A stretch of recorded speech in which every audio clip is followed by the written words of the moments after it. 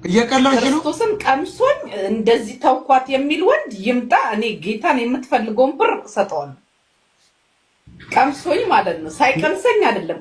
ሳይቀምሰኝ ያው እንግዲህ ተወኝ ካለ አላውቅም፣ ግን ቀምሶኝ ትቻ እኔ ነኝ የተውኳት የሚል ካለ እኔ እውነት የፈለገውን እንትን እላለሁ እሰጣለሁ። አንቺ ነሽ የምታባራ። አጋጣሚ አዎ፣ ብዙ ወንዶች አልቀመስኩም። ያው ከፈረንጁ በኋላ ስንት ወንድ ቀመሽ? ከፈረንጁ በኋላ ከፈረንጁ በኋላ ሁለት አንድ ኦሮሞ አንድ ልጅ የወለድኩለት እሱ እንኳን ጀግና ነበረ። ግን ያው ጀግና ነበር እሱ እንኳን አይታማም። እሱ ትንሽ እንትን ብሎም አልበገር ባይ ነው። ኦሮሞ ምን ይሽር ነው ጥሩ ነው አልነበር የሚባል ኖ ዝም ብሎ እኮ ማተለቅ እኮ አይደለም እኮ እንትና አተኳኩሱን አይችሉበትም። ዝም ብሎ ነው የሚያፈነዱ። አነጣጣው ኦሮሞ ዝም ብሎ በልጅጉን ዝም ብሎ የሚተኩሰው ነው። አላልኩም አንተ አላልኩም። አቤት ሰው ራሱ ታብ እንደሱ አይደለም ያልኩት እኔ።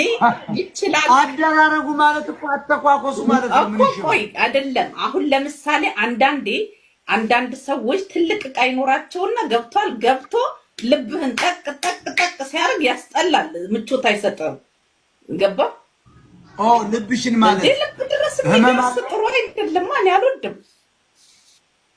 ትልቅ በጣም ትልቅ እኔ አልወድም። እኔ የምወደው መካከለኛ ነው። ግን የልጅ አባት የነበረው ምርጥ ነበረ። ግን ያው አጋጣሚዎች ሳትግባባ ትቀርና እኔ ነኝ ጥዬው የመጣሁት ወደ የተመለስኩት ማለት ነው፣ ወደ ፈረንሳይ ልጄን ይዤ ምናምን እኔ ነኝ ጥዬው እንትን ያልኩት።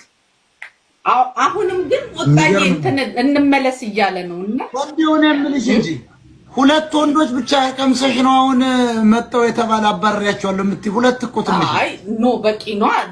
በህይወቴ 4 ወንድ ነው የቀመስኩት። አንደኛ ድንግልናዬን የሰጠሁት ለሽማግሌ ነው። ባይዘው ድንግልናዬን የሰጠሁት በ21 ዓመት ለሽማግሌ ለባለ ሀብት ኢትዮጵያ እያለው ነው የሰጠሁት። ድንግልናዬን ሸጨው ነው በለው በቃ ባለ ሀብት ነው እና ሽማግሌ ነው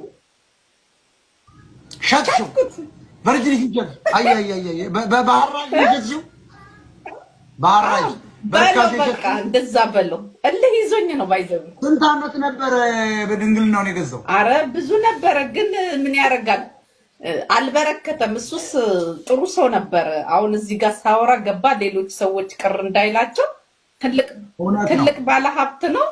በጣም ነው ማከብረው። ግን አጋጣሚ ሆኖ ሙስሊም ነው። መስጊድ ውስጥ ገደሉት።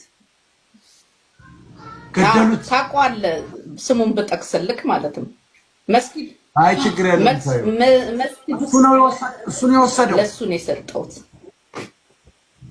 እና ኢየሱስ እንዴት ነው? በልጅጉ ጥሩ ነበር ስታስታውሽ? ምንም አይልም። ግን ምን አለ መሰለክ አግብቶኝ እንትን ምንድነው ሳውዲ ሊያስቀምጠኝ ነበር እና ፓስፖርት ምናምን ያወጣልኝ እሱ ነው።